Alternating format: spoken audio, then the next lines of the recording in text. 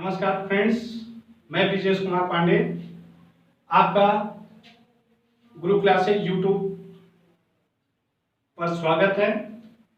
जैसा कि अभी आप लोग जानते हैं कि हम लोग डिस्कस किए कि what is the biology, classification of biology. आज हम क्लास 12th की बात करेंगे। क्लास 12th में सबसे महत्वपूर्ण और सबसे टफ टॉपिक की बात करेंगे जेनेटिक्स यानी आनुवंशिकी।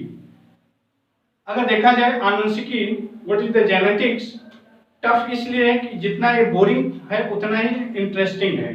बोरिंग इसलिए है कि अगर आपको समझ में नहीं आए तो कोई भी टीचर्स पढ़ाए फिर आपको समझ में नहीं आएगा। इंटरेस्टिंग इसलिए है कि जितना आप इसको ईमानदारी से पढ़ोगे उतना ही तेजी के साथ ये आपको समझ में आएगा। तो जैसा अभी हम लोग बात कर रहे थे कि what is the genetics, what is the genetics means की स्टडी ऑफ हेरिडिटी। लेकिन अगर इससे पहले बात करें तो जैसे अभी हमने लिखा what is the genetics, genetics की अगर बात करें तो जेनेटिक्स आनुवंशिकी क्या है कि the branch of biology which deal studying heredity, variations and gene, this is known as genetics. अगर देखा जाए कि जीव विज्ञान की वह शाखा जिसके अंतर्गत हम आनुवंशिकी, विभिन्नता तथा जीन का अध्ययन करते हैं उसे आनुवंशिकी कहते हैं। यानी आनुवंशिकता अभी देखें, थोड़ा सा क्लियर करें तो आप देखेंगे हेरिडिटी, हमने बात किया हेरिडिटी यानी आनुवंशिकता, दोनों में केवल मात्रा का अंतर है। यहाँ आनुवंशिकी है और ये आनुवंशिकता है। तो now discuss what is the genetics. Genetics is the study of heredity. Clear? What is the heredity? Heredity means कि character transfer to one generation to another generation, यानी एक लक्षण दूसरे पीढ़ी तक स्थानांतरित होना, यानी माता पिता के कैरेक्टर्स उनके बच्चों में स्थानांतरित होना, ये कहलाता है आनुवंशिकता। Last gene, gene set of character set of inherited from your parents, यानी अगर जीन्स की बात करें तो found on the chromosomes and contain DNA. Clear? यानी जीन्स क्या है? अगर जीन्स को एक लाइन में देखा जाए तो जीन्स है स्मॉलेस्ट यूनिट ऑफ हेरिडिटी, यानी अगर जीन की बात करें तो gene smallest unit of heredity, यानी हेरिडिटी का सबसे छोटी इकाई है। क्लियर? अगर देखें रिसेंट जेनेटिक्स की बात करें या हम ओवरऑल जेनेटिक्स की बात करें, इसके बैकग्राउंड्स या इसके डिस्कवरीज की बात करें तो जेनेटिक्स, जैसा कि हमने पहले बात किया था बायोलॉजी में ओरिजिन ऑफ लाइफ, यानी ओरिजिन ऑफ लाइफ की जीवन की उत्पत्ति हुई, मीन्स कि वहां से जेनेटिक्स शुरू हुआ। ऐसा तो है नहीं कि जेनेटिक्स तुरंत आया।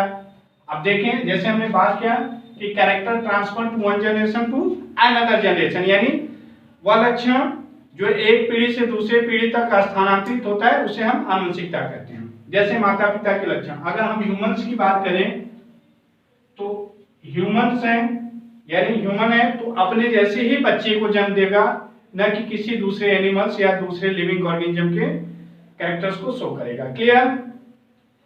अगर देखें तो जनरेशन टू जनरेशन, यानी recent discoveries on how characteristic are passed generation to generation. जैसा कि जनरेशंस की बात हमने किया, जनरेशंस की अगर बात करें तो क्रोमोसोम्स, क्रोमोसोम्स की बात करें तो हम लास्ट इसके नेक्स्ट वीडियो में बात करेंगे कि क्रोमोसोम्स क्या है, बट यहाँ जान लीजिए कि जो जीन है वो जीन क्रोमोसोम्स पर ही व्यवस्थित होता है। तो ये बात हुई आनुवंशिकी और आनुवंशिकता। Clear? Now we are discuss who is the Gregor John Mendel's, यानी अब डिस्कवरी और बैकग्राउंड की बात करें तो जैसे कि आनुवंशिकी हमने बात किया, बैकग्राउंड इसकी बात करें तो सबसे पहले अगर बात किया जाए तो Gregor John Mendel, Gregor John Mendel, Gregor John Mendel's की बात करें तो मेंडल को फादर ऑफ जेनेटिक्स कहा जाता है। फादर ऑफ जेनेटिक्स मीन्स आनुवंशिकी का जनक कहा जाता है। क्यों कहा जाता है और कैसे वो फादर ऑफ जेनेटिक्स बने, ये भी हम लोग डिस्कस करते हैं। तो देखें, ग्रेगर जॉन मेंडल के बैकग्राउंड्स की बात करें तो उनका जन्म 1822 में ऑस्ट्रिया में हुआ था। बेसिक उनका एजुकेशन जैसे कि हम सबका होता है प्राइमरी स्तर, फिर वो नेचुरल साइंस एंड फिजिक्स के से उन्होंने ग्रेजुएशन पूरा किया। आफ्टर ग्रेजुएशन कंप्लीट करने के बाद वो जो है एक यूनिवर्सिटी में as a lecturer natural science and physics के हुए। लेकिन आप सोचिए कि यहाँ एक नेचुरल साइंस और फिजिक्स का टीचर कैसे बायोलॉजी के एक महत्वपूर्ण ब्रांच का फादर बन गए। तो थोड़ा सा यही हमने शुरू में बोला था कि अगर आप इसे ध्यान से पढ़ोगे तो बहुत अच्छा टॉपिक है, और अगर थोड़ा सा भी लापरवाही करोगे तो फिर आपके समझ के बाहर है। तो ग्रेगर जॉन मेंडल्स की बात करें तो ग्रेगर जॉन मेंडल, जैसे हम बात किए कि ग्रेगर जॉन मेंडल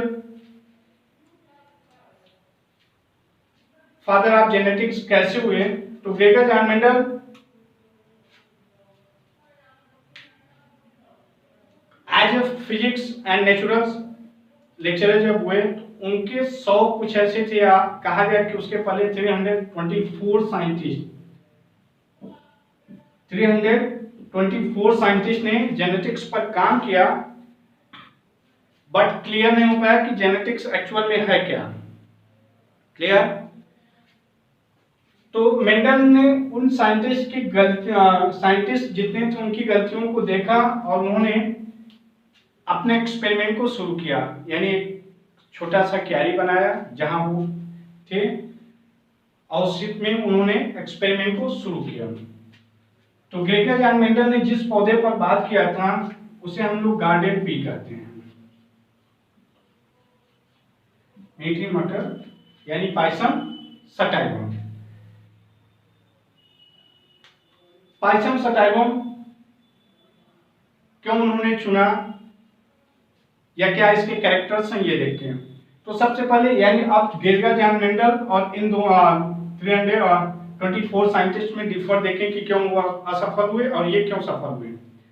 मेंडल ने क्या किया कि ये सारे साइंटिस्ट ने एक समय में एक कैरेक्टर्स के बजाय इन्होंने एक समय में सारे कैरेक्टर्स को देखना शुरू किया। मेन कारण इनका फ्लॉप होने का, रिजेक्ट होने का यही कारण था।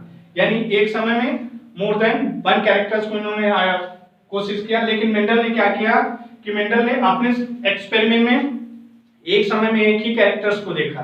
तो हम बात करते हैं मेंडल्स के सक्सेस स्टोरी को। तो मेंडल अपने एक्सपेरिमेंट में 2 कारणों से सफल हुए।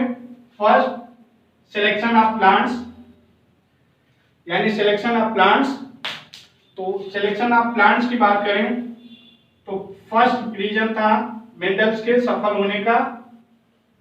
सेकेंड, 1 टाइम 1 कैरेक्टर्स, यानी सिलेक्शन ऑफ प्लांट। तो उन्होंने अपने एक्सपेरिमेंट के लिए गार्डन पी यानी गार्डन पी पायसम सटाइवम मटर के पौधे का चयन किया। 1 टाइम 1 कैरेक्टर्स मीन्स कि इन्होंने अपने पूरे एक्सपेरिमेंट में मटर के पौधे में 7 लक्षण को देखा और सबको 1 बाय 1 देखा। अभी हम 7 लक्षण क्या है ये देखेंगे। अब देखें कि सिलेक्शन ऑफ प्लांट्स के बारे में बात करें थोड़ा सा। तो सिलेक्शन ऑफ प्लांट्स मींस कि एनुअल, मटर का पौधा आप जानते हो कि एनुअल होता है। Second, grow in any place, आप सिंपली इसको कहीं भी रूम में, रफ किचन्स कहीं भी लगभग आप उगा सकते हो। सेकंड, और जो सबसे महत्वपूर्ण बात, बाइसेक्सुअल। इस प्लांट्स का कैरेक्टर ही है बाइसेक्सुअल, यानी बाइसेक्सुअल कि उन्होंने क्या किया कि बाइसेक्सुअल प्लांट, इसका मेन कैरेक्टर है बाइसेक्सुअल। तो ये रहा फर्स्ट कैरेक्टर्स यानी मेंडल्स के सफल होने का। सेकेंड, 1 टाइम 1 कैरेक्टर्स मींस कि उन्होंने अपने एक्सपेरिमेंट में 7 कैरेक्टर्स को आइडेंटिफाई किया और बताया कि जेनेटिक्स क्या होता है, यानी आनुवंशिकता क्या होता है। अब देखें मेंडल्स के अनसक्सेस स्टोरी को, तो देखते हैं अनसक्सेस क्यों हुए वो मेंडल्स? तो मेंडल्स से जब पूछा गया, उन्होंने जैसे कहा कि अब अकॉर्डिंग टू मेंडल्स देखें, तो according to Mendel's character transfer to one generation to another generation, this is known as heredity. Clear? यानी मेंडल ने कहा कि माता पिता का जो लक्षण बच्चों में जाता है उसे हम आनुवंशिकता कहते हैं। चलिए, हेरिडिटी बात क्लियर हुई। लेकिन यहाँ बात ये आता है कि जो है कैसे, how this possible character transfer to one generation to another generation. आपके भी मन में यही आता होगा कि ऐसा कैसे संभव है कि जो है ऐसे कैसे संभव है कि मेंडल्स ने बोल दिया और हम मान लिए। तो ये जो क्वेश्चन मार्क लगा है, ये मेंडल्स के अनसक्सेस स्टोरी का कहानी है। मेंडल से पूछा गया कि how this possible character transfer to one generation to another generation, then Mendel's told terms use factors. Mendel ने एक टर्म यूज किया जिसे हम वाहक कहते हैं। मेंडल ने बोला कि कोई ऐसा वाहक है जिसकी सहायता से कैरेक्टर्स एक पीढ़ी से दूसरे पीढ़ी तक जाता है, लेकिन एग्जैक्ट वो बता नहीं पाए। तो लोगों ने बोला कि ऐसे कैसे संभव है भाई, जैसे कि how this possible character transfer to one generation to another generation, question mark. और मेंडल एक वर्ड की वजह से पूरा उनका एक्सपेरिमेंट फेल हो गया, या कहा जाए रिजेक्ट कर दिया गया। मेंडल ने 1854 टू 1865, कहीं कहीं आपको 64 मिलेगा, कहीं कहीं 65 मिलेगा, कहीं कहीं 66, यानी मेंडल ने नियर अबाउट 12 साल एक प्लांट्स पर काम किया, तब जाके उन्होंने दो कैरेक्टर्स को देखा। लेकिन एक छोटे से शब्द की वजह से वो पूरा एक्सपेरिमेंट रिजेक्ट कर दिया गया। मेंडल की बात करें तो मेंडल ने 1854 में शुरू किया और 1864 में कंप्लीट हुआ। नियर अबाउट 10 टू 12 इयर्स में उनका एक्सपेरिमेंट कंप्लीट हुआ। एंड 1868 में टर्म्स आया, यानी उन्होंने जेनेटिक्स की नींव रखी। लेकिन यहां देखें तो विलियम बेटसन नामक वैज्ञानिक ने सबसे पहले जेनेटिक्स टर्म्स यूज किया 1905 में। यानी विलियम बेटसन ने इस जेनेटिक्स शब्द का यूज किया। मेंडल्स को नहीं पता था या उन्होंने यूज नहीं किया, लेकिन मेंडल जो है विलियम बेटसन ने 1905 में जेनेटिक्स शब्द का यूज किया। क्लियर? अब बात करते हैं मेंडल्स की, जैसे अभी बात किया। अब मेंडल्स को फादर ऑफ जेनेटिक्स कब कहा गया? तो 1901 में 3 वैज्ञानिक आए, यानी मेंडल्स को जब मेंडल्स 1866 में जब अपने एक्सपेरिमेंट को लोगों के सामने प्रेजेंट किया कि प्रिंसिपल ऑफ हेरिडिटी, इस नाम से उन्होंने जर्नल्स को पब्लिकेट किया नेचुरल साइंस में या जो भी है। तो पब्लिकेशन करने के बाद उनसे सवाल यही पूछा गया था, वो अपने एक्सपेरिमेंट में या कहा जाए जो है पूरे एक्सपेरिमेंट में उनको एक शब्द की वजह से रिजेक्ट कर दिया गया। फिर 1901 में 3 वैज्ञानिक आए, Hugo de Vries, Carl Correns and सेरमार्क्स। ये तीनों वैज्ञानिक आए जिस पर हम लोग आगे चर्चा करेंगे। ये तीनों वैज्ञानिक आए और मेंडल्स के एक्सपेरिमेंट को री एक्सपेरिमेंट किया, जिसे हम लोग कहते हैं मेंडल या मेंडलिज्म रीडिस्कवरी। इन तीनों वैज्ञानिकों ने मेंडल के एक्सपेरिमेंट को री एक्सपेरिमेंट किया, और जो अभी हम यहाँ वाहक यूज कर रहे थे, इन्होंने उस टर्म को नाम दिया जीन।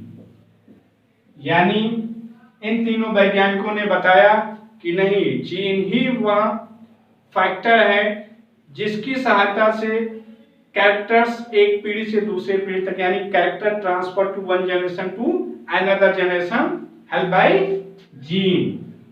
और मेंडल 1866 जैसे हमने कहा, इन्होंने नींव रखा। 1884 में उनकी डेथ हो गई। यानी अब देखा जाए तो 40 इयर्स एंड 16 इयर्स, यानी एक्सपेरिमेंट के 34 साल बाद और मरने के 16 साल बाद उन्हें फादर ऑफ जेनेटिक्स कहा गया और 3 वैज्ञानिकों का श्रेय है। क्लियर? तो मेंडल्स ने ये पूरा एक्सपेरिमेंट क्यों किया, यानी वो बिनाना यूनिवर्सिटी में एज ए लेक्चरर थे और उन्हें ये पूरा एक्सपेरिमेंट करने के लिए उन्हें गार्डन का चार्ज दिया गया था। तो कहते हैं कि जब आपके पास कोई शौक और किसी चीज का चार्ज मिल जाए तो यही होता है। तो मेंडल्स ने अपने एक्सपेरिमेंट को एज ए गार्डन चार्ज में जो है पूरा एक्सपेरिमेंट किया। क्लियर? इतनी बात समझ में आ गई? यानी मेंडल्स क्यों अनसक्सेस हुए और क्यों सक्सेस हुए अपने पूरे एक्सपेरिमेंट में। अब आगे देखते हैं कि मेंडल्स ने अपने पूरे एक्सपेरिमेंट में क्या क्या किया। तो उन्होंने जेनेटिक्स का नींव तो फिलहाल रख दिया, लेकिन जैसे अभी हमने बात किया कि आप कैसे हुए, तो क्रॉस पॉलिनेशन तो आप जानते होंगे कि कैसे होता है, उसके बारे में हम लोग आगे डिस्कस करेंगे। तो मेंडल्स ने अपने पूरे एक्सपेरिमेंट, जैसे अभी हमने बात किया वन टाइम वन कैरेक्टर्स, तो one time one characters means एक समय में एक ही लक्षण को मेंडल ने देखा और अपने पूरे एक्सपेरिमेंट में 7 कैरेक्टर्स को देखा। तो जैसे प्लांट्स का कैरेक्टर देखें, कैरेक्टर ऑफ प्लांट, तो नियर अबाउट उन्होंने अगर 100 प्लांट्स को लिया, यानी 100 टाल लिया, 100 ड्वार्फ लिया। अभी हम लोग इस पर बात करेंगे। तो पहला अगर हम लेंथ ऑफ प्लांट्स देखें, लेंथ ऑफ प्लांट्स को देखें, तो फर्स्ट में टाल था, सेकंड में ड्वार्फ था। फिर position of flower, position of हम डिस्कस करेंगे, एक होगा एक्जाइल, एक होगा टर्मिनल।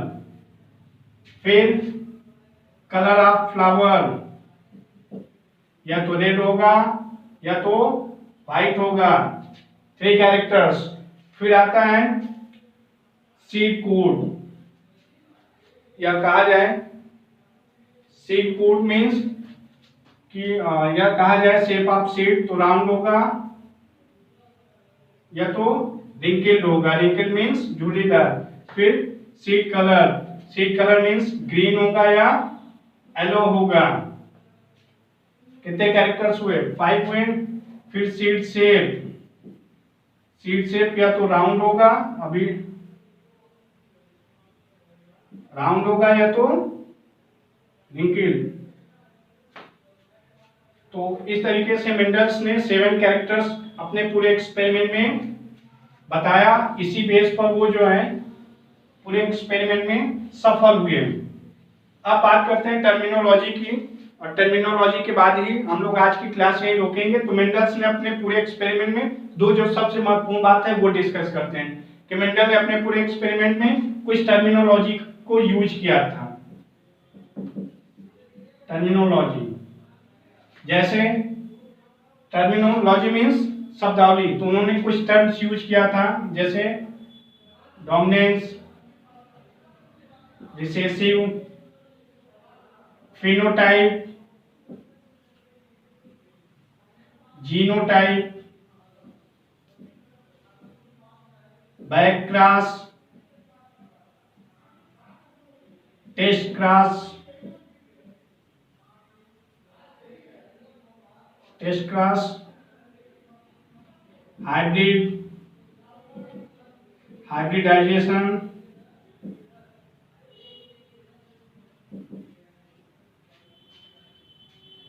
होमोजाइगस,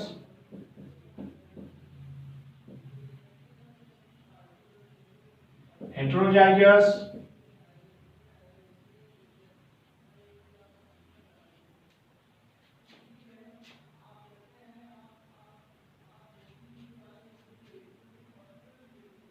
तो ये मेंडल्स ने अपने पूरे एक्सपेरिमेंट में कुछ टर्म्स का यूज किया था। हम लोग इस पर नेक्स्ट क्लास में डिस्कस करेंगे।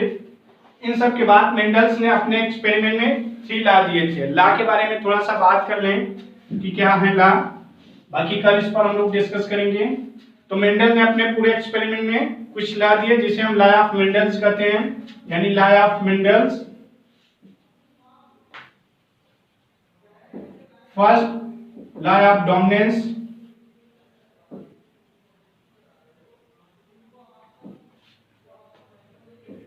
Law of independent